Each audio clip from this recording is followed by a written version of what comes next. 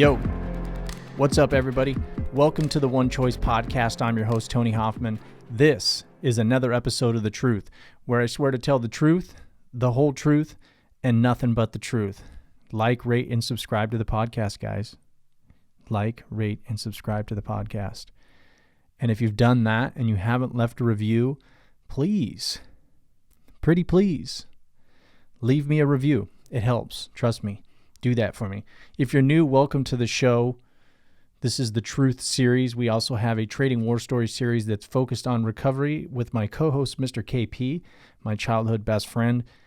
We have been kind of on hold with Trading War Stories because of the pandemic. We haven't been able to bring people into the studio, and I like to bring people into the studio because the quality's higher when we're having people mic'd up versus calling in over the phone. So we will be resuming Trading War Stories, but until then, you're stuck with the truth and you're stuck with just me. So if you're looking for the entertainment, you're not really going to get any right now. You're going to get the motivation, the self-improvement side of things.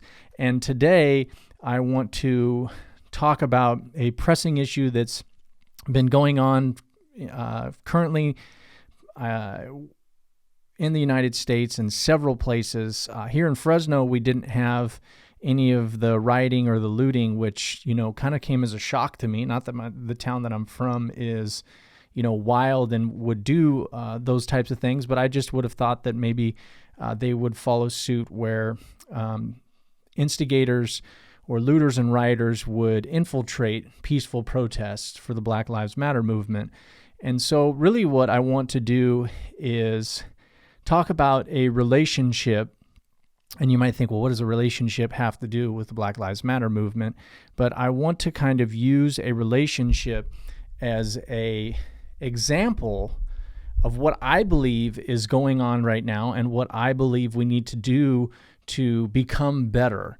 I'm not going to get involved in the political side of this issue. I'm not going to get involved in a lot of the stuff that people are trying to focus on. I want to focus on the heart of the matter and what I truly believe is happening right now.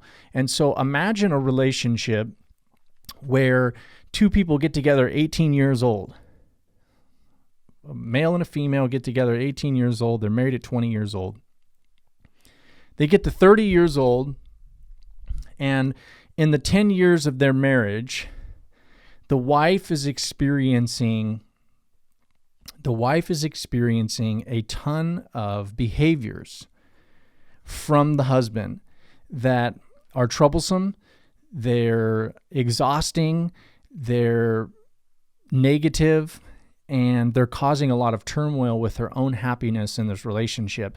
So, for example, this husband, this male figure, he has controlled every aspect of her life. He doesn't allow her to have friends. He doesn't let her have free time. He works and provides for the family. When he gets home, after working and providing for the family, he is verbally abusive. He's an alcoholic. He drinks a lot. He's distant, eats dinner, no conversation. When he's done eating dinner, maybe he goes and hangs out in the garage. When he's done eating dinner, maybe he sits down on the couch and watches sports the entire time. He completely neglects his partner who's sitting across from him. After 10 years of marriage and putting up with this type of behavior, the wife makes an unfortunate mistake. And that unfortunate mistake is that she goes out of the marriage and she has an affair. She goes out of the marriage and she has an affair and she gets caught by the husband. The husband wants to divorce her. She's pleading to him, I don't want the marriage to fail. I've been trying to tell you for 10 years I'm unhappy. I've been trying to tell you for 10 years you are not meeting my needs. We can work this out, she says to him. So they go to therapy. She gets him to go to therapy. They sit down with a therapist. And as the therapist hears of all of this stuff that's going on in this marriage, she turns to the male, the husband, and she says, you need to do this different. You need to do that different. For example, you don't communicate to your wife. Your wife complains that you're not communicating. You come home and you don't talk to her. Your wife says that she's stuck with the kids all the time, and that when you come home, you don't help with the kids. She doesn't have any free time. She doesn't have any friends because you don't allow her to have that time, to have friends, to have free time, to have your own space. And when he hears these things, he doesn't accept them. He's unwilling to accept his role in the behavior of his wife. What does he say? He says, I work hard and I put food on the table. I pay for the house, the roof over our heads. I pay for the cars. I pay for the clothes. I pay for the things we do as a family. He has all of these justifications for why he's doing what's right and anything he does doesn't need to change. And to go a step further, what does he do? He says, if she would just do this, if she was more grateful, if she recognized how hard I worked to provide for this family, to provide for her attitude would be different. So if she changed her behavior, then everything would just be okay. This is all on her. Maybe you're actually living in this relationship. Maybe I'm speaking on two different things right now. Maybe somebody listening to me is actually living in this relationship where they're completely denied of their feelings, of their ability to think, and of their ability to navigate and help a relationship be fruitful and sustainable. Because the other person is so unwilling to see their part, you make no progress. None. Now, to give you a full idea of the landscape, the background, the history of these individuals, that's when you understand why, after 10 years in the marriage, they're both sitting down in therapy. They're both at a boiling point where one has already started to behave in a way that has been outside of what a marriage is supposed to be. And the other one is vehemently denying any kind of role in why she may be behaving the way that she's been behaving. Because see, without the background and without the history, you can't actually understand why somebody is behaving a way that they behave. So you can do anything you want in terms of sitting down with people and looking at people's behavior and say, well, yeah, just change this. If you just change this, then that'll stop. Or no, that doesn't really exist. So you just need to shift the way you think to the way I see things, and then it just all suddenly goes away. Unfortunately, that's not the way life works.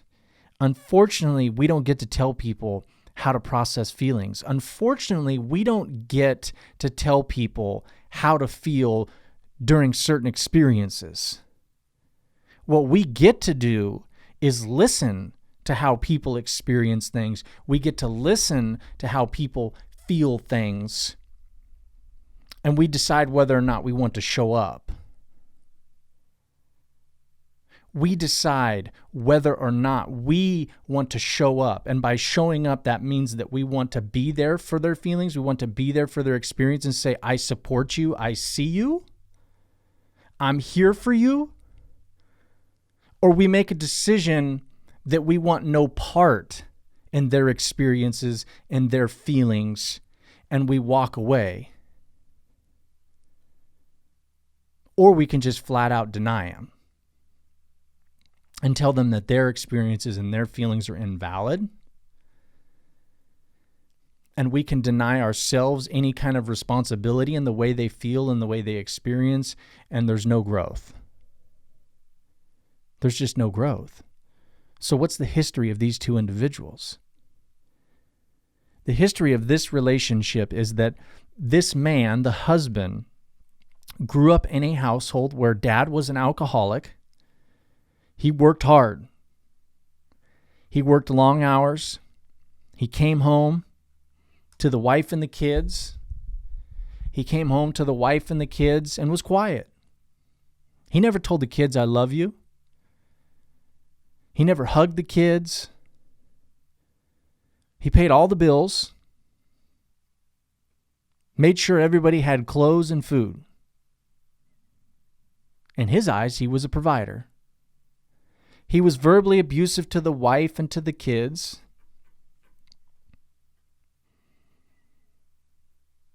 His dad was a mere copy of what he had become. So when the husband, this man, is 10 years into his marriage sitting down at therapy, and he is being told, this might be wrong. You need to look at this differently. You need to hear what your wife is saying. You need to understand what your wife is experiencing. There's nothing wrong with what he's doing in his mind.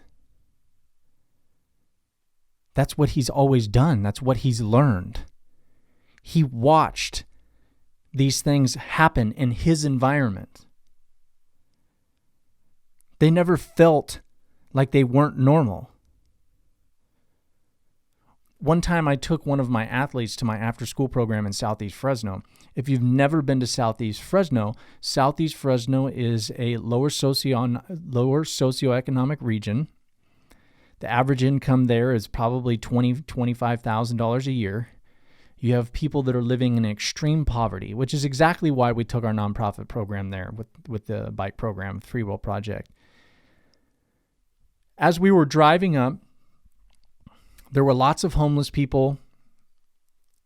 There was a helicopter flying around, and my athlete asked me something because he came from the other side of town.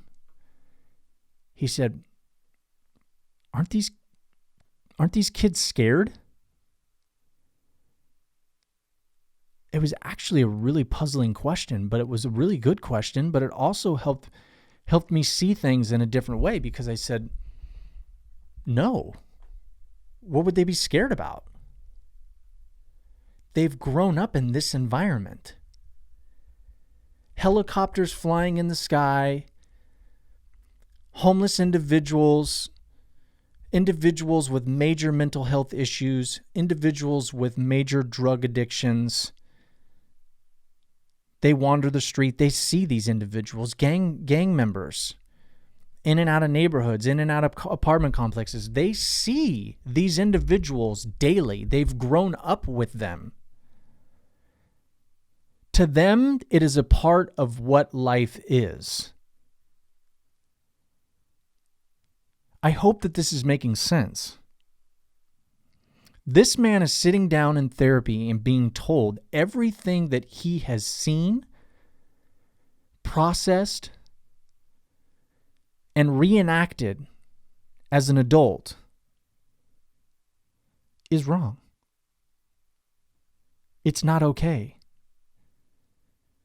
And maybe it's not flat out wrong, because I don't think that we would be fair to say that he's not doing some things right. He's working his ass off. He's providing for the family. But in the positives that are occurring, there are these looming negative characteristics that exist. And those got to change. And if they don't change, the marriage will fall apart. the marriage will end. And they both will go through this emotional turbulence, this emotional hurricane of splitting up. But what about her? She grew up in a codependent environment. Her dad was also an alcoholic. And she watched mom, day in and day out, work for the family. She watched her mom meet every need for her father. But it was never enough. She tried and she tried and she tried. And the mom spent all of her time trying to take care of the husband, not even realizing that she was emotionally distant from her children because her entire existence was trying to meet the needs of her husband while missing the needs of her children. And so the wife, as a child, she had to try and do things very similar to what her mother was doing for the husband, for her dad, but mom was doing it for mom. Mom was doing it for dad. She was learning to reenact what she saw in her mom in her own childhood with her mother and her father to try and receive attention, to try and receive love. But when that didn't work, she started to act out. She started to act out and her behavior started to change. They became more risky. They became more impulsive. And then she met her husband at 18 years old and was married at 20. And along the way, before she had an affair, she started to have this awakening where she started to recognize some of her own faults. She started to recognize some of her husband's faults and say that this is not right. This is not the way life is supposed to be. I'm not supposed to be experiencing these things. And not only am I not supposed to be receiving these things, I don't have to put up with it. I don't have to put up with it. The mistake that she made was having an affair, but that mistake got them into therapy. That mistake got them into therapy to sit down so things could come to light. But when things come to light, one side's not able to recognize their wrongs. That is exactly where we are at right now in the United States of America concerning the African American community and this country. This isn't a white guilt speech. This isn't a wake up everybody, recognize your white privilege speech. This is the mechanics of what is happening. We have built this country on the backs of African Americans. 400 years ago, you might say. Yeah, 400 years ago. And it was 60 years ago that they finally got civil rights. And before that, what did we do? We built them neighborhoods. They had to drink out of different fountains. They had to sit in certain parts of buses. It wasn't even that long ago. The civil rights movement, my dad was a kid. I don't even have kids. So one generation from my dad, that's how long ago it was? That's how short ago it was? See, what we don't understand is when we built these neighborhoods and we segregated these individuals, you have to remember we didn't let them read, we didn't let them write when they were slaves. When they were finally liberated, they had to start building themselves. But when they built themselves, we tried to slow them down. And when I say we, I mean the United States of America. Those who ran this country tried to stop them. You say, no, that didn't ever happen. Well, look up COINTELPRO. Look up COINTELPRO, Counterintelligence Program by J. Edgar Hoover. The reason we found out about COINTELPRO was because some white activists broke into the FBI building and stole the documents that proved the president and the FBI started a program to eavesdrop, wiretap, and to basically make the black community, the Black Panthers and Martin Luther Kings, the civil rights movement individuals, look like savages. To control the opinion of those that were watching about the African American community. Our country has tirelessly tried to stop them from advancing. And when we set up these communities and we segregated them into poverty, it creates broken homes. It creates addiction. It creates mental health struggles. And as we sit down in therapy with these individuals, and they say, this is what's happened, this is what's happened, this is what's happened, we say, if you just did this differently, everything would be fine. You know where I hear that? With people that struggle with addiction. If you just change your choices, there won't be any problems. Oh, shit. It's that simple? Just change your choices? Hell. Why didn't I ever think of that? Anybody that's listening to me right now with addiction issues, why the hell didn't you think of that? If we would have just stopped changing our choices, everything would be fine. Unfortunately, that's not the way it works. But that's exactly what we're doing. Because we want to believe that something that was done 400 years ago, something that was removed 60 years ago, is no longer having a role in today's environment. And my friends, unfortunately, that's just not the truth. I can understand defunding the police to a certain degree.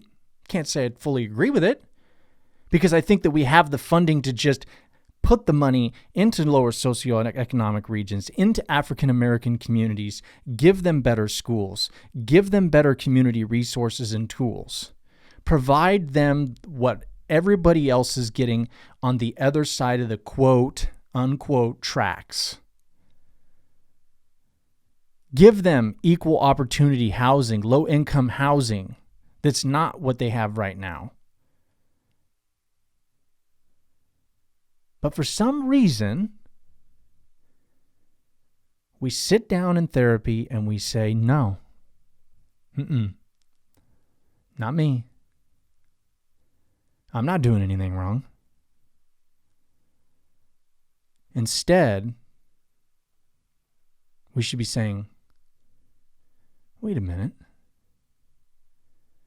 Why do they feel that way?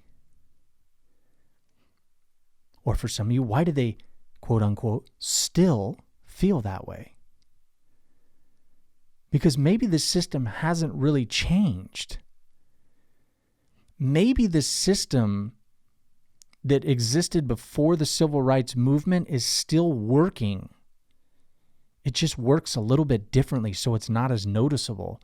Or maybe because you never grew up in those communities, in the African American communities, maybe because you didn't grow up on the other side of the quote unquote tracks, you've never actually experienced it, so you never even knew it was real. And because you didn't experience it in your reality, you deny its existence, period. Folks, that is belligerent perspective. That is belligerent perspective. Do you hear what I'm saying? Just because you didn't experience it in your life doesn't mean that somebody else didn't experience it in their life. Wouldn't it be great if that was the case? Sure, we wouldn't be in the problems we're having right now.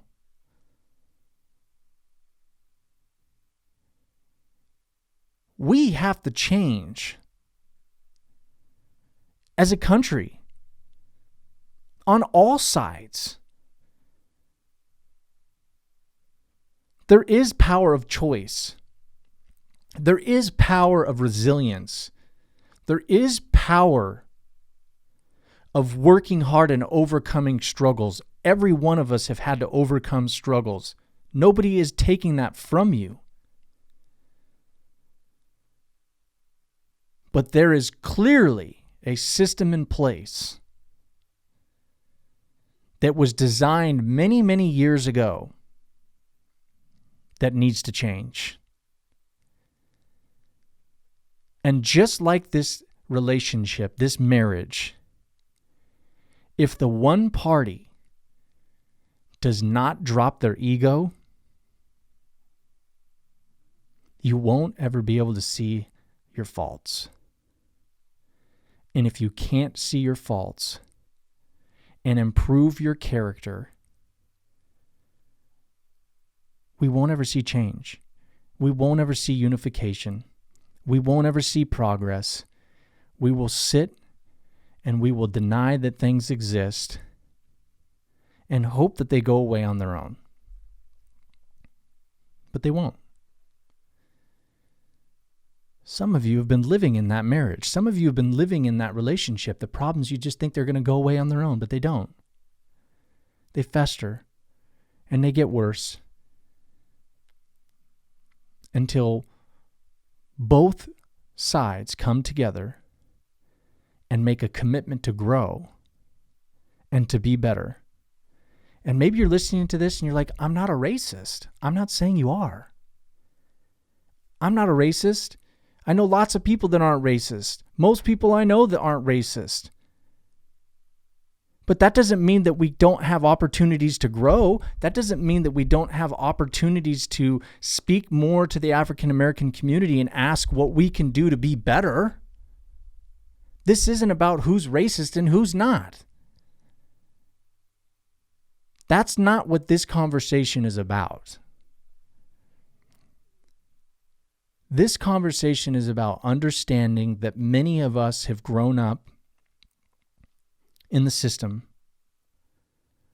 Some of us have grown up on different sides of the system and experienced different things.